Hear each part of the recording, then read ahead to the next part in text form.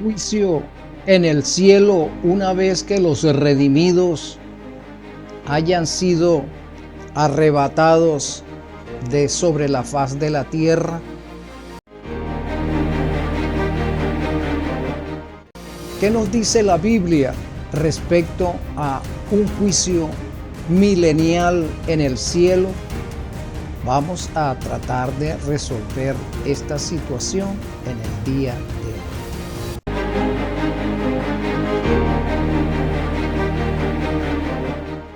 Mis amadas y amados, bienvenidas y bienvenidos a nuestro programa del día de hoy, Reflexiones Espirituales. Vamos a conversar, vamos a ver qué nos dice las Sagradas Escrituras respecto a un juicio milenial. Pero antes te invito a que cerremos los ojos para pedirle al Espíritu Santo que nos ilumine en este sentido. Oremos. Bendito Consolador, Señor, nos acercamos a ti en esta hora para suplicarte que nos des tu unción, para rogarte, Señor, que nos ilumines a través del estudio de las Sagradas Escrituras, esas Escrituras que tú inspiraste en el pasado. Te lo rogamos humildemente en el nombre de nuestro Salvador Cristo Jesús. Señor Jesús, gracias por interceder para que esta petición sea una realidad hoy. Perdona por favor nuestros pecados. En tu nombre rogamos todo esto. Amén. Bien, mis amados, vamos a buscar en el libro de Primera de Corintios, capítulo 6, el versículo 3. Primera de Corintios, capítulo 6, el versículo 3. Mira cómo dice el apóstol San Pablo a la iglesia de Corinto. ¿O no sabéis que hemos de juzgar a los ángeles? ¿Cuánto más las cosas de esta vida? Este texto es muy interesante porque algunos dicen que nosotros no debemos juzgar en esta tierra. Que todo juicio, por supuesto, el juicio es de Dios. Dios, la deidad toda, ella juzga nuestro proceder en forma constante. Pero también San Pablo nos dice, cuanto más las cosas de la vida vamos a juzgar, o sea que en cierta medida y en cierta forma, nosotros como pueblo de Dios, como cristianos, también tenemos esa facultad de juzgar las cosas de esta vida, juzgar las costumbres de esta vida, juzgar las culturas de esta vida, juzgar aquellas acciones maléficas que se efectúan en esta vida. Y acciones maléficas son como, por ejemplo, caer en adulterio, ¿sí? Porque San Pablo, en el contexto de ese texto, presenta esa situación, recordando que en Corinto había un hombre que estaba teniendo relaciones ilícitas con la mujer de su padre. No era su madre, sino la mujer de su padre. Entonces, y se llamaban cristianos, estaban allí en la iglesia, estaban reunidos en la congregación. San Pablo dice, ¿cómo es posible que esto esté sucediendo entre vosotros? ¿Cómo es que la iglesia no tiene el discernimiento para juzgar esta situación? A eso es que Pablo se estaba refiriendo, porque no solamente eso estaba sucediendo en la iglesia de Corinto, sino otras muchas cosas que no vamos a tocar en el día de hoy. Pero este ejemplo, para que nos demos cuenta de que San Pablo nos está exhortando a juzgar situaciones como esa. Y al juzgarla tenemos que tomar un veredicto y una decisión con respecto a los que están violentando la ley de Dios en este sentido. ¿O no sabéis que hemos de juzgar a los ángeles? ¿A cuáles ángeles vamos a juzgar, amado? ¿Y en qué tiempo los vamos a juzgar? El juicio comienza desde nuestro desde nuestra existencia como cristianos.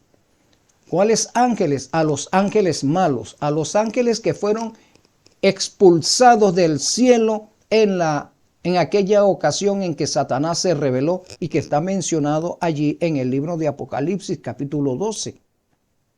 Como muy bien todos sabemos.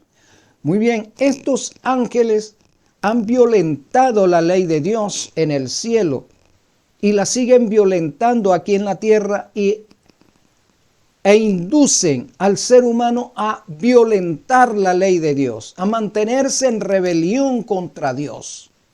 Sí, entonces nosotros juzgamos a esos ángeles, a esos demonios. Son nuestros enemigos, son los enemigos de la verdad, son los enemigos de nuestro Cristo, son enemigos del Espíritu Santo, el Espíritu Santo combatiendo contra ellos constantemente, santificándonos para que nosotros podamos tener el discernimiento que se requiere para poder enfrentarlos en este juicio que podemos hacer sobre ellos. Sí, juzgamos su proceder, juzgamos su actuar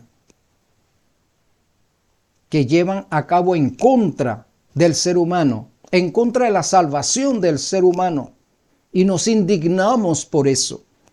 San Pablo nos llama a esa reflexión, de manera que aquí en el libro de Primera de Corintios, capítulo 6, versículo 3, repito, ¿o no sabéis que hemos de juzgar a los ángeles? ¿Cuánto más las cosas de esta vida? Y en el libro de Primera de Tesalonicenses, capítulo 4, versículo 13 al 18, San Pablo nos dice ahora, en estos textos que vamos a leer, que se va a ventilar un juicio nuevamente.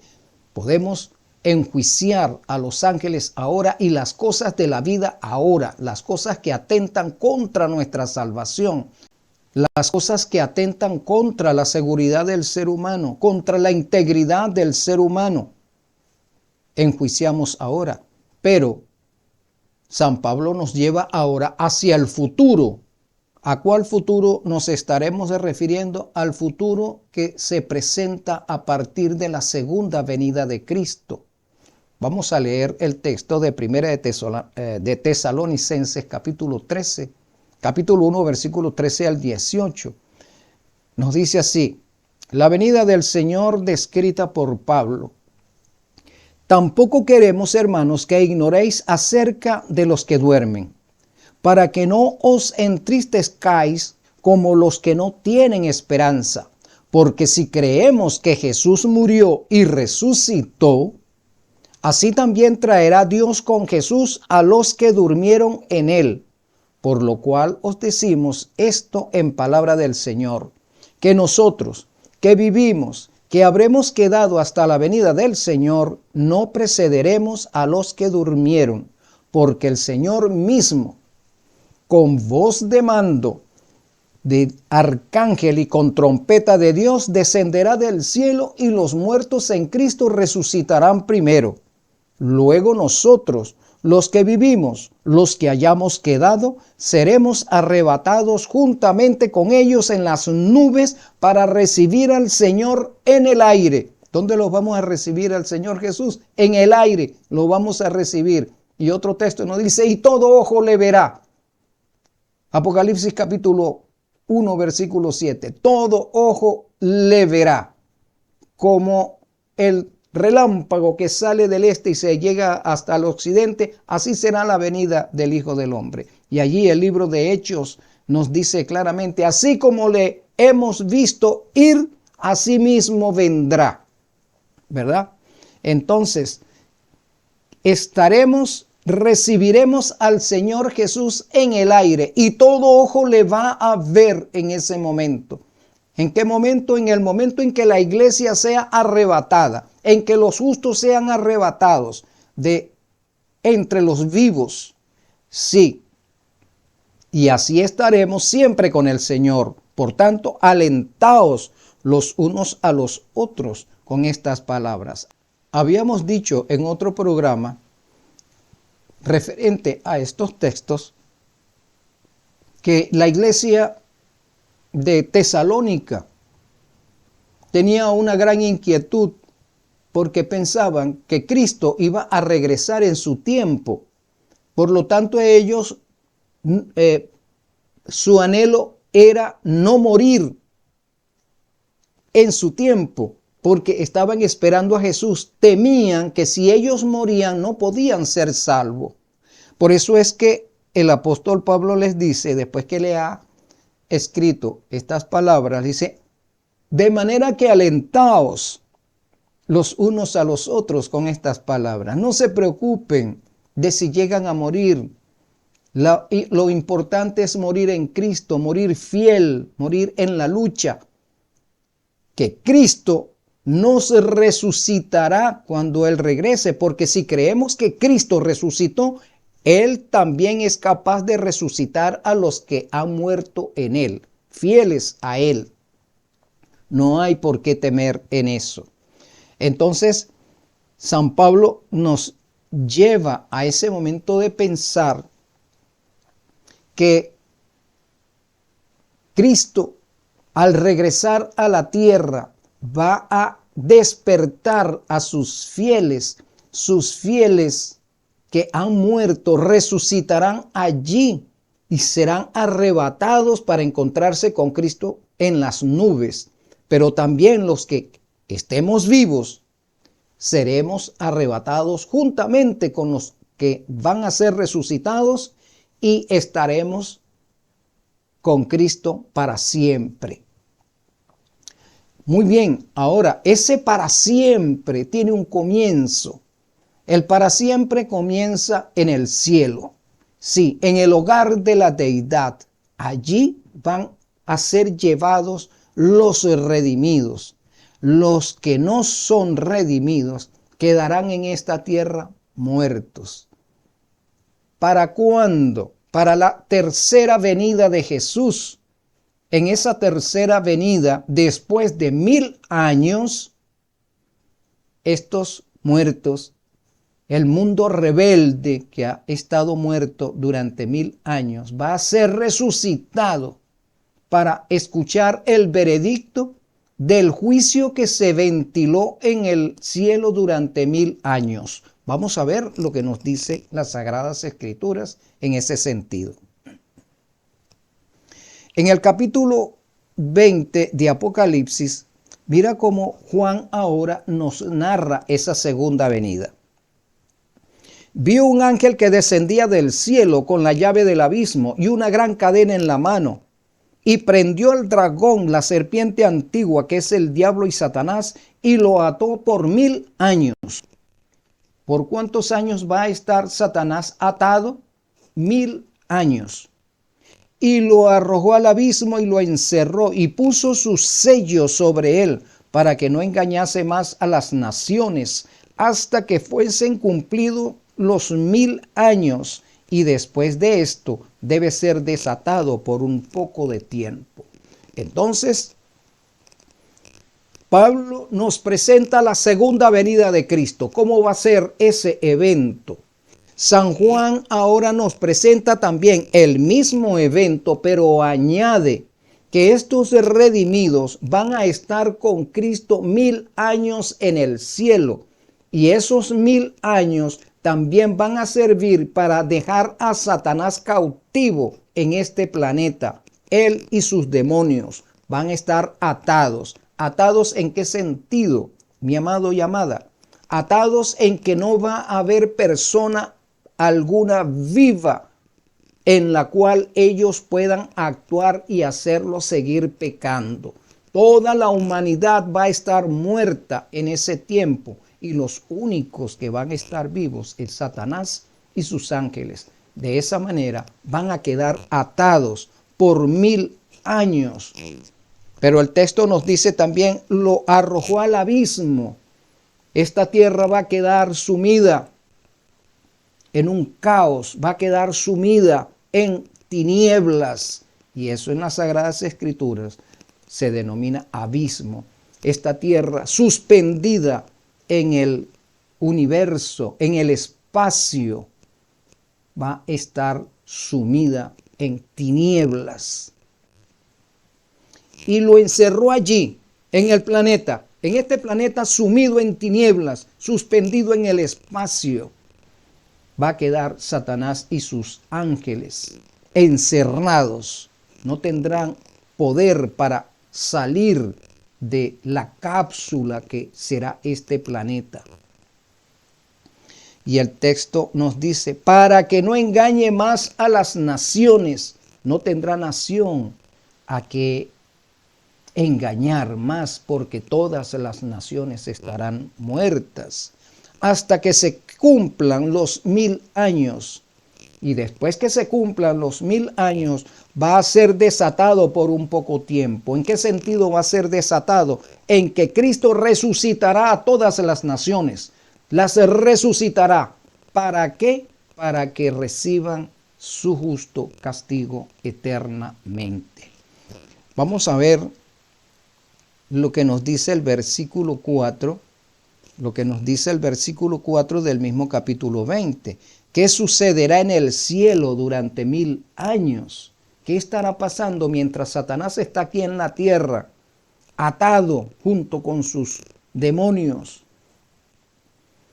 ¿Qué estará sucediendo en el cielo? Mira cómo dice, y vi trono y se sentaron sobre ellos los que recibieron facultad de juzgar. ¿Qué vio Juan? Que va a suceder durante esos 1000 años, vio tronos. Y en esos tronos se sentaron los que recibieron facultad de juzgar. ¿Quiénes son esos? Los redimidos, los que fueron arrebatados de entre la tierra, los que permanecieron fieles a Cristo, los que habían muerto en Cristo, y aquellos que nunca vieron muerte estarán allí sentados en sus tronos para juzgar. Y vi aquellas personas decapitadas por causa del testimonio de Jesús. Algunos textos dicen, y vi las almas de los decapitados. Sí, recordando que el término alma significa persona en hebreo. Sí, dice, y fue infundido aliento en la nariz de Adán, y fue Adán un alma viva. Un alma viviente, una persona. Así es el concepto en la religión hebrea, en el idioma hebreo. Entonces, y vi a las personas decapitadas por causa del testimonio de Jesús y la palabra de Dios, los que no habían adorado a la bestia ni a su imagen, y que no recibieron la marca en sus frentes ni en sus manos, y vivieron y reinaron con Cristo 1000 años. Entonces, ¿quiénes son estos que están reinando con Cristo 1000 años? Primero, los que fueron perseguidos, los que fueron guillotinados, los que fueron quemados en la hoguera por causa de la acción de la bestia, del dragón y el falso profeta. Y aquellos que no fueron perseguidos durante 1260 años, pero que también tuvieron que enfrentar a la trilogía macabra, estarán allí sentados en sus tronos para juzgar. Ahora, nota lo siguiente. Los que no habían adorado a la bestia. ¿Quién es la bestia? La bestia es el anticristo, amado. La bestia es ese sistema político religioso que es instrumento o ha sido instrumento de Satanás durante más de 1000 años para engañar a la humanidad, para decirle a la humanidad que no hay que guardar los 10 mandamientos, que no importa lo que tú hayas sido, tu destino final es el cielo, que no importa que te hayas mantenido en rebelión contra Dios, no importa, al final, al morir, tú vas al cielo. Esas son unas de las enseñanzas del anticristo. El anticristo es el papado. Es el sistema político religioso en rebelión, una agencia perseguidora del pueblo de Dios. Y otra Otra doctrina que ha enseñado el anticristo es que el domingo es su día de reposo y lo ha implantado en este mundo y ha hecho beber de esa doctrina, de ese cáliz, de ese vino contaminado. Ha hecho beber a todas las naciones y las naciones responden voluntariamente a la adoración en el falso día de reposo, es decir, el domingo.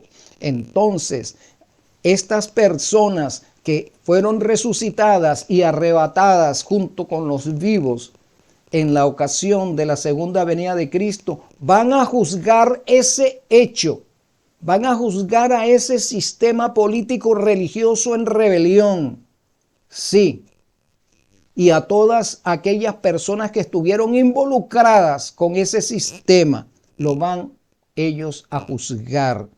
El texto nos sigue diciendo que no habían adorado a la bestia ni a su imagen. ¿Cuál es la imagen? La imagen es otro sistema político religioso. Es otra agencia perseguidora para nuestro tiempo. ¿Cuál es esa agencia perseguidora que hace una imagen del anticristo? El protestantismo apóstata. El protestantismo es una imagen del catolicismo, porque el protestantismo ostenta las mismas doctrinas católicas, su falso día de reposo, su creencia acerca del infierno. Sí, amado, entonces el protestantismo, que tampoco acepta la ley de Dios como vigente, es una imagen, es un reflejo del catolicismo. ¿Y qué más nos dice el texto? Y no recibieron la marca en sus frentes ni en sus manos. ¿A qué marca se estará refiriendo? Al domingo, al falso día de reposo. No aceptaron esa marca, y porque no aceptaron esa marca, muchos de ellos fueron a la guillotina, fueron a la hoguera, y eso sucedió durante 1260 años, a partir del año 538 de nuestra era hasta el año de 1798, cuando este poder político y religioso, esta agencia perseguidora del pueblo de Dios, duró todo ese tiempo. Pero en el año de 1798 se le quitó su poder por un breve tiempo. Pero ahora ella ha vuelto a adquirir su poder. Tanto es así que ahora influye en los gobiernos nuevamente y ha establecido una agenda cuyo calificativo es 2030, donde espera que todas las naciones establezcan el falso día de reposo, es decir, el domingo por decreto mundial. Y la imagen, el protestantismo apóstata, se ha unido a ella para implantar ese falso día de reposo.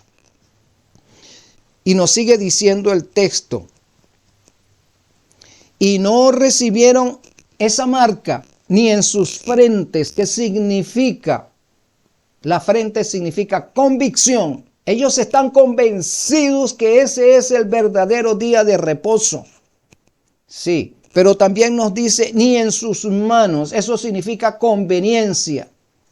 Muchos están convencidos de que ese no es el verdadero día de reposo, pero les conviene guardarlo.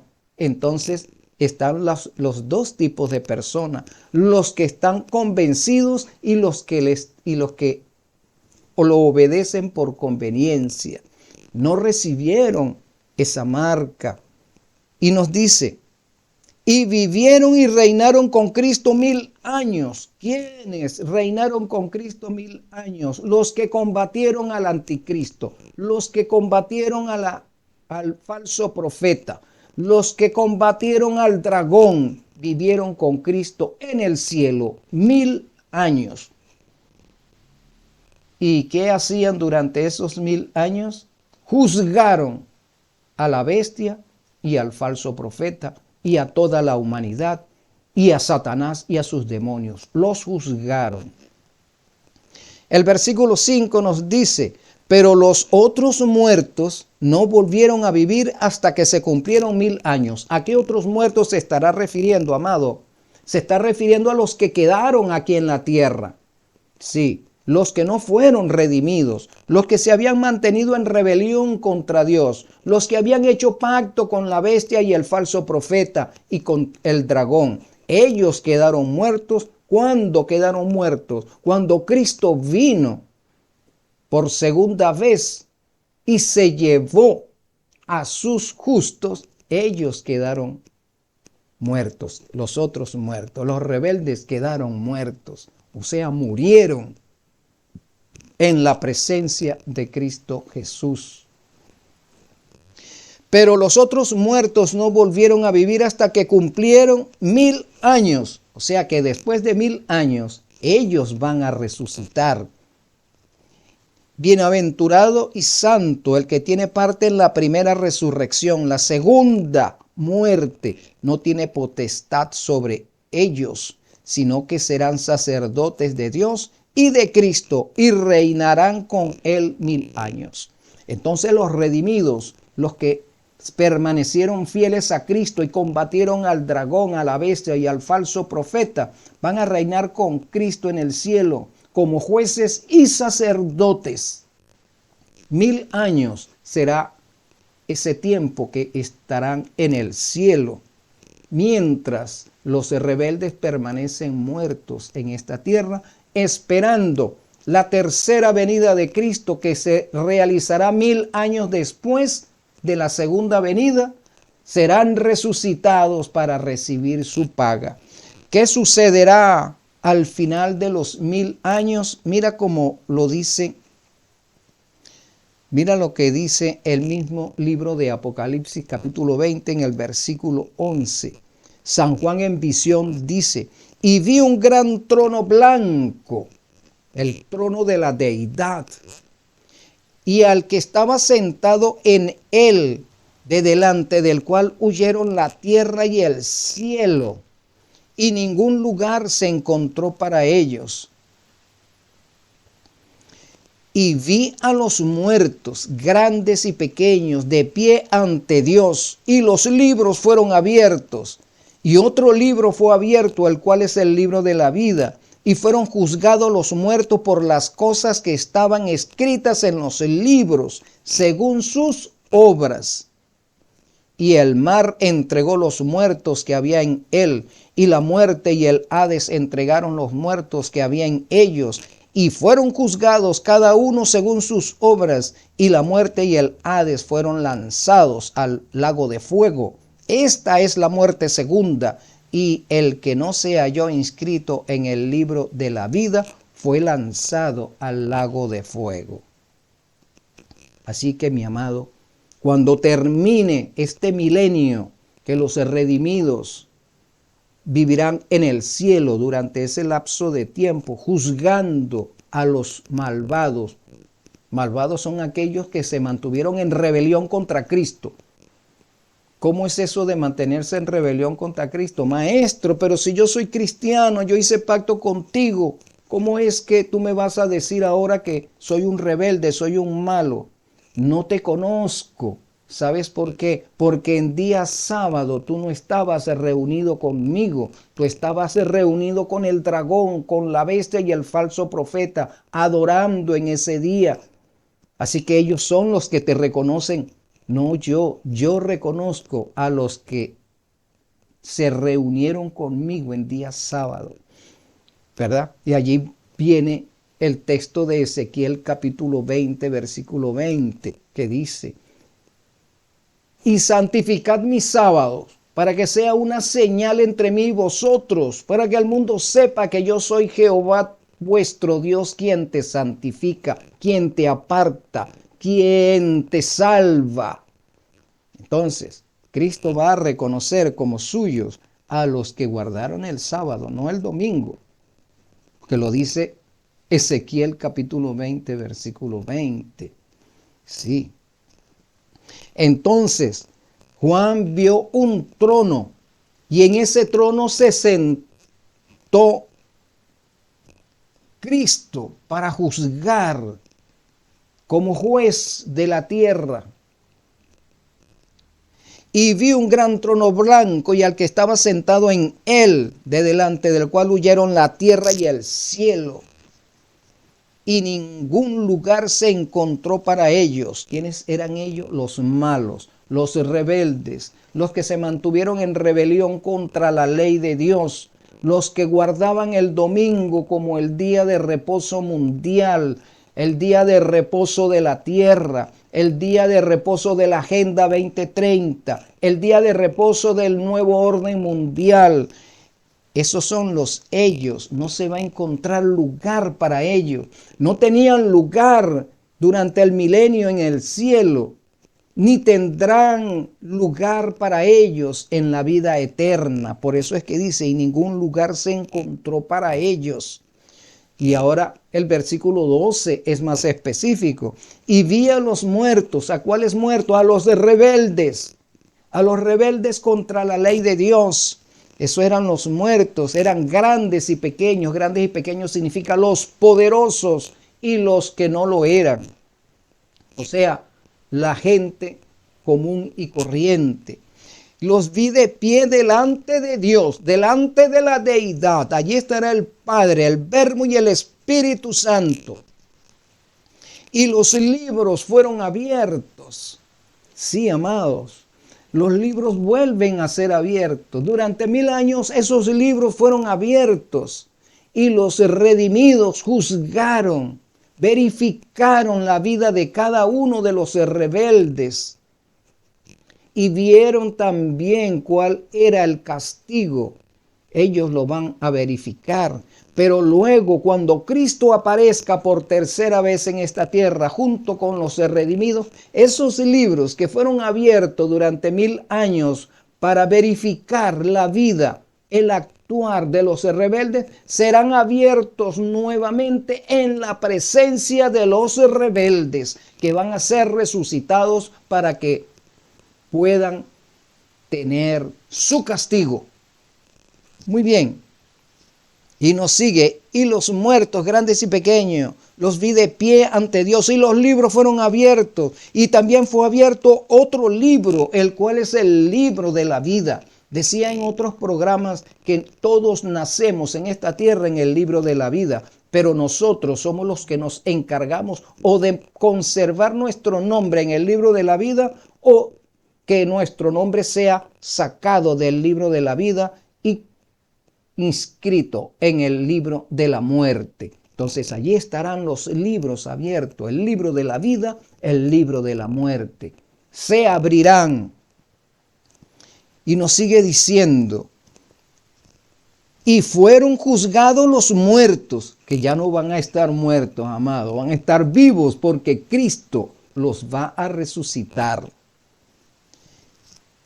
Por las cosas que estaban escritas en los libros. ¿Qué es lo que está escrito en los libros? Su actuar, su proceder, su rebelión, sus pecados. Va a estar inscritos en esos libros. Fueron juzgados por las cosas que estaban escritas en el libro, según sus obras, el versículo 13. Y el mar entregó los muertos que habían en él, aquellas personas que murieron en el mar, ¿verdad? Aquellas personas que fueron devoradas por los animales del mar. Aquellas personas que murieron durante el fragor de los combates y las guerras que se libraron en este mundo, que su sepultura fue el mar los echará afuera para que puedan observar el juicio en el cual están sumidos. Mira, entregó los muertos que había en él, y la muerte y el Hades entregaron los muertos que había en ellos. Ahora está hablando de los sepulcros, se van a abrir y van a resucitar los que quedaron en esta tierra y que fueron sepultados en la tierra, que fueron sepultados en sus sepulcros. Entregó los muertos que había en él, y la muerte y el Hades. El Hades es el sepulcro. Entregaron los muertos que había en ellos, y fueron juzgados cada uno según sus obras. Y la muerte y el Hades fueron lanzados al lago de fuego. La muerte y el Hades significa aquí que ya no va a haber muerte, se terminará la muerte. Ya no habrá sepulcros en la tierra nueva. Fueron lanzados al lago de fuego. Ese lago de fuego va a ser, amado, cuando ya este mundo haya sido juzgado. Va a descender fuego y azufre del cielo y este planeta se va a convertir en una enorme bola de fuego guindada en el espacio, consumiéndose. Ese es el lago de fuego. Y esta es la muerte segunda. Y los rebeldes van a volver a morir allí, en este lago de fuego y azufre, y así serán castigados. Y el que no se halló inscrito en el libro de la vida fue lanzado en ese lago de fuego. Después de ser juzgados universalmente, después de ser abiertos los libros y ventilado cada caso ante el universo, se vindica el carácter de Jehová Dios, el carácter de justicia y amor. Se vindicará en el sentido que todo el cosmos sabrá que a los rebeldes se les dio su tiempo de gracia para que se arrepintieran de sus pecados e hicieran pacto de salvación, pero rechazaron las invitaciones de la salvación. Así que el carácter de Dios queda vindicado. El carácter de Jehová Dios queda vindicado ante el universo. Satanás lo había acusado a la deidad de ser un tirano y ese ha sido su argumento a lo largo de 6,000 años. La deidad es un tirano porque obliga a las criaturas a guardar un día de reposo que es inguardable, que obliga a sus criaturas a guardar una ley que es inguardable. Esos son los argumentos satánicos y en la cristiandad la gente se hace eco de ese argumento satánico y se mantiene en rebelión porque no acepta que la ley está vigente, que la ley es el carácter de Jehová. Sí, que el cuarto mandamiento es el sello del Dios vivo. Es su identificación, es su memorial. También, sí, Jehová Dios. Y la muerte y el Hades fueron lanzados al lago de fuego, y esta es la muerte segunda. Por eso es que dice, bienaventurado el que tiene parte en la primera resurrección, porque la segunda resurrección es para muerte eterna. En la segunda resurrección van a resucitar los malos, como ya lo mencioné anteriormente, para recibir su castigo. Pero antes de recibir su castigo, sus actos tienen que ser ventilados universalmente. El cosmos tiene que ver por qué van a ser castigados. Por eso se abren los libros. Y nadie podrá decir, yo soy inocente, yo no lo sabía, nadie me lo dijo. Nadie podrá decir eso, porque ahorita es la última parte de la historia de este mundo y se está predicando por todo lugar a través de las redes sociales que Cristo va a venir. Se está predicando que el cuarto mandamiento es el verdadero día de reposo, que se está predicando que el domingo es la marca del anticristo. Se está predicando, amado, en todo lugar estas verdades. Nadie va a llegar al juicio en forma inocente. Inocente significa que no lo sabía. Dios ha dado el tiempo preciso. Ese tiempo se llama tiempo de gracia. La puerta está abierta todavía. No esperes que se cierre, porque estarás en la segunda muerte. Estarás en la segunda resurrección primeramente para recibir tu castigo y luego irás a la muerte segunda en el lago de fuego y azufre que arde para siempre. Ese para siempre significa hasta que se consuma todo. Cuando todo quede consumido, ya terminará el lago de fuego y azufre y el Señor hará nuevas todas las cosas. como lo dice el libro de Apocalipsis capítulo 21. ¿Qué hará Satanás cuando Cristo declare su sentencia de destrucción? Mira lo que dice el versículo 7. Cuando los 1000 años se hayan cumplido, Satanás será suelto de su prisión y saldrá para engañar a las naciones que están en los 4 ángulos de la tierra. Cuando se hayan cumplido los 1000 años, Cristo regresa por tercera vez y resucita a los malos, a los rebeldes. De esa manera Satanás es liberado, es suelto de su prisión, porque ahora tiene nuevamente a quien engañar, ¿verdad? Y saldrá a engañar a las naciones que están en los 4 ángulos de la tierra, Gog y Magog, a fin de reunirlos para la batalla. Nuevamente aquí se presenta la batalla del Armagedón, o la última parte de la batalla del Armagedón. Sí, amado.